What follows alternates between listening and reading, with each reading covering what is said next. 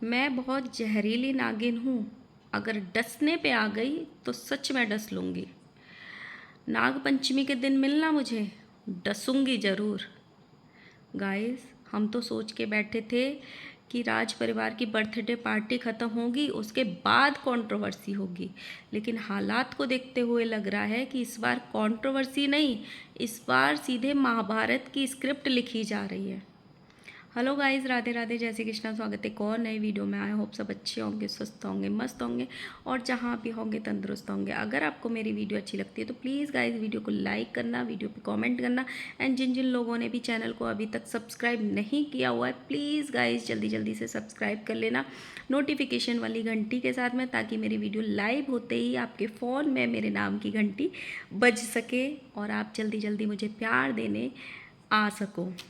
So guys, सबसे पहले आपको सावन की बहुत बहुत बधाई। आज से सावन स्टार्ट हो चुका है, तो हैप्पी सावन। और हम लगवा चुके हैं मेहंदी।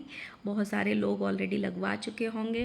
किस किस ने लगवा ली है कमेंट बॉक्स में ज़रूर लिखना, और नहीं लगवाई है तो जल्दी जल्दी लगवा लेना, क्योंकि सावन में मेहंदी लगाना बहुत अच्छा होता है। वैसे मैंने करवा चौथ के बाद सीधे अब लगाई है, नहीं तो मैं बहुत जल्दी जल्दी मेहंदी लगवा लेती हूँ जनरली, लेकिन फिर भी मेहंदी का कलर नहीं आया है।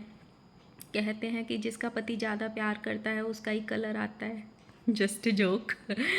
देखते हैं आता है कि नहीं आता। वैसे आएगा ही आएगा, इतने केमिकल्स आते हैं आजकल मेहंदी में कि कोई भी मेहंदी लगवा लो आपका कलर आता ही आता है। सो अब आते हैं मेन मुद्दे पे। मैंने अभी अभी लाइव देखी थी कन्यादान वाली बेटी की। अब जो भी उसके प्यार करने वाले लोग अगर मेरी वीडियो देखते हैं या पहुंचते हैं, जो उसको सपोर्ट करते हैं, सच्ची सच्ची दिल पे हाथ रख के मुझे कमेंट ज़रूर करना कि आपको वो लाइव कैसी लगी। अगर मेरे दिल से पूछो तो मुझे बिल्कुल अच्छी नहीं लगी, और उसको अभी ये लाइव करने की कोई ज़रूरत भी नहीं थी। एक दिन पहले आप एनिवर्सरी मना के चुके हो। बहुत सारे लोग अगर प्यार कर रहे हैं आपको तो कुछ लोग आपको हेट भी करेंगे। ये सोशल मीडिया है। अगर आपको प्यार को स्वीकार करना आता है, प्यार को लेना आता है, तो लोगों की नफ़रत को भी लेना आना चाहिए। ऐसा नहीं होता है सोशल मीडिया पे कि हमेशा तुमको प्यार ही प्यार लोग करें। कुछ ऐसी हरकतें आपने भी करी होंगी कि लोग आपको नफ़रत कर रहे हैं, उसका कुछ तो रीज़न होगा। हमेशा एक ही इंसान गलत नहीं होता है, ताली हमेशा दोनों हाथों से बजती है। अगर आपको प्यार लेना आता है तो नफ़रत लेना भी सीखो। और वैसे भी इस लाइव की अभी कोई ज़रूरत ही नहीं थी, बिल्कुल भी ज़रूरत नहीं थी, लेकिन अगर आपने की थी तो आपको शालीनता से करना आना चाहिए।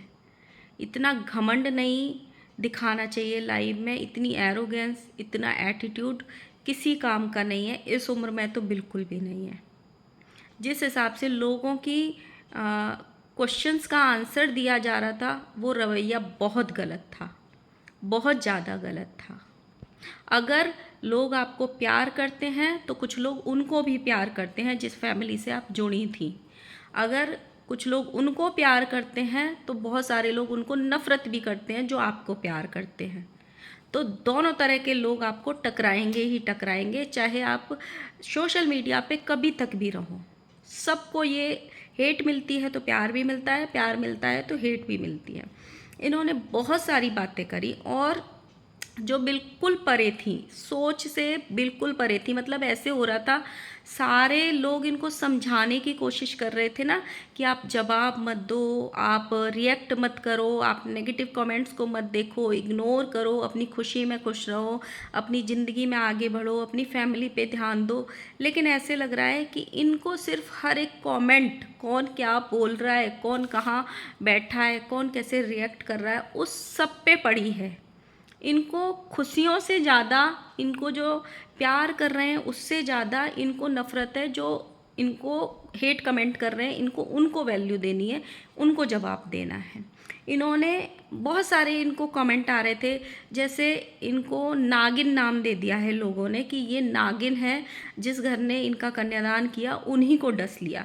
तो भाई उनको भी बहुत सारे लोग गंदा बोलते हैं कि एहसान फरामोश हैं, कन्यादान का एहसान जताते हैं, कन्यादान का कर्ज मांगते हैं, कन्यादान के नीचे दबा के रखा है। उनको भी बहुत सारे लोग बहुत चीज़ें बोलते हैं, सबको बोलते हैं। इन्होंने एक नागिन वाले सवाल पे जो रिएक्ट किया ना वो बहुत गंदा था, बहुत गंदा था। किसी ने इनको नागिन नागिन करके कमेंट आ रहे थे, तो इन्होंने ये रिप्लाई किया कि नाग पंचमी के दिन मिलना, डस लूँगी। मैं बहुत जहरीली नागिन हूँ, जब डसने पे आती हूँ तो सच में डस लेती हूँ। ये इनका स्टेटमेंट था। मैं मतलब देखते ही रह गई। मुझे जब मैंने देखा था कि ये लाइव आई है तो मुझे लगा बहुत हैप्पी वाली लाइव होगी, क्योंकि जस्ट एक दिन पहले एनिवर्सरी सेलिब्रेट की है, तो थैंक्स वाली लाइव होगी कि लोगों का जो प्यार मिला है, जो लोगों ने विश किया है, उसको थैंक्स बोलने के लिए ये लाइव की होंगी। लेकिन जब मैंने लाइव देखी तो मेरी सच में आंखें खुली की खुली रह गई कि इनको ऑडियंस के प्यार से ज़्यादा इनको जो हेट कमेंट आ रहे हैं उनको जवाब देने में ज़्यादा इंटरेस्ट है। इनको किसी ने पूछा तुमने उसको क्यों नहीं बुलाया, भाई वो लोग भी जवाब दे चुके हैं। पहली बात तो मुझे कुछ ऑडियंस का भी समझ में नहीं आता कि ऑडियंस को क्या ही मिलता है इधर की बातें इधर करने में, इधर की बातें इधर करने में।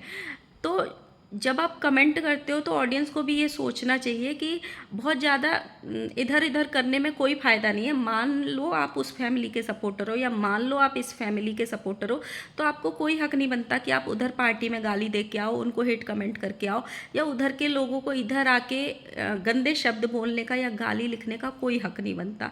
लिखने भी नहीं चाहिए इंसानियत के नाते। तो किसी ने इनको बार बार रिश्ते के लिए पूछा था कि आपने उनको क्यों नहीं बुलाया, तो इन्होंने जवाब दिया जब रिश्ता ही नहीं है तो मैं क्यों ही बुलाऊं। जब कोई हमसे रिश्ता ही नहीं रखना चाहता, सारे लोगों को लगता है कि हम रिश्ता रख के अगर अपने यहाँ बुलाते तो हम बेइज्जती करते हैं, तो फिर अगर हम बेइज्जती करते हैं तो हम क्यों ही रिश्ता रखेंगे। पर ये ऑडियंस को भी समझना चाहिए कि रिश्ता टूट चुका है, दोनों के रास्ते अलग हो चुके हैं। ये चीज़ आज क्लियर करनी नहीं है, ये चीज़ ऑलरेडी 10-15 दिन पहले से ही क्लियर हो चुकी है। इतना बवाल तो ऑलरेडी सोशल मीडिया पे हो चुका है कि दोनों की ऑडियंस को पता चल चुका है कि भाई इनके रास्ते एक नहीं है, ये नहीं जाने वाले हैं एक दूसरे के घर पे, ये नहीं शामिल होने वाले हैं एक दूसरे के पार्टी में। तो ऑडियंस को भी इन चीज़ों का एटलीस्ट ख्याल रखना चाहिए कि किसी की भी ज़िंदगी में कई बार ऐसा हुआ है कि कभी कभी ऑडियंस भी कारण बन जाती है कंट्रोवर्सी का। इनको भिड़ाना, अभी इन्होंने बहुत सारे लोग इनको कमेंट कर रहे थे कि एहसान भूल गई, उन्होंने तेरी शादी में कन्यादान किया, पैसा लगाया, तुझे इस काबिल बनाया। तो इन्होंने उसका भी रिप्लाई किया कि किसने क्या एहसान किया है, सब अपनी अपनी लिस्ट भेज दो बना के, फिर मैं भी अपना हिसाब मांगूंगी। और फिर उसके जस्ट बाद जगत भैया लाइव आए थे। जगत भैया ने भी इन्हीं की लाइव के बाद तुरंत लाइव करी थी, कहीं पे वो बैठे हुए थे, जैसे ही इनकी लाइव देखी तुरंत इसके बाद लाइव करी, जिसमें वो बहुत सारी बातें बोलना चाह रहे थे कि हिसाब, मतलब उनको ऑडियंस जाके कमेंट कर रही थी कि वो हिसाब का बोल रही थी, हिसाब का बोल रही थी, हिसाब का बोल रही थी।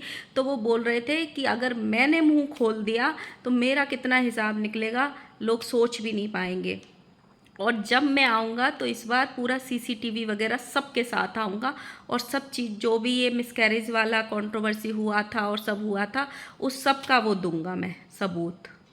तो मतलब इन चीज़ों को इतना बढ़ावा ही क्यों देना, जब चीज़ें शांत हो रही थी तो ये चीज़ें भड़की क्यों। ये चीज़ें सिर्फ भड़की स्वैगी सिंह राजपूत की मम्मी के एक स्टेटमेंट से, उनकी मम्मी की उड़ाई गई हंसी के स्टेटमेंट से। उन्होंने किसी की बीवी का मजाक उड़ाया, उन्होंने किसी के बेटे का मजाक उड़ाया, उन्होंने किसी बेटी का मजाक उड़ाया, वहाँ से ही ये चीज़ें बिगड़ना स्टार्ट हुई। और भी रिश्तेदार आए थे, और भी क्रिएटर आए थे, उनको तो कोई मतलब नहीं था, उन्होंने क्यों नहीं ताने दिए, उन्होंने क्यों नहीं टॉन्ट मारे, सिर्फ इन्होंने ही टॉन्ट क्यों मारे। और आंटी का तो कोई मतलब ही नहीं बनता टॉन्ट मारने का, आंटी से तो सब छोटे ही हैं, आंटी को तो इस दुनियादारी में पढ़ना ही नहीं था। उन्होंने तो अभी अभी नया चैनल खोला है, उनको क्या पता कौन जगत भैया, कौन जगत भाभी, कौन जगत दीदी, कौन बेंगलोर वाली जीजी, उनको क्या ही मतलब पड़ा। उन्होंने क्यों ऐसे स्टेटमेंट, और उनका स्टेटमेंट बिल्कुल भी जस्टिफाइड नहीं था, बहुत गंदा स्टेटमेंट था।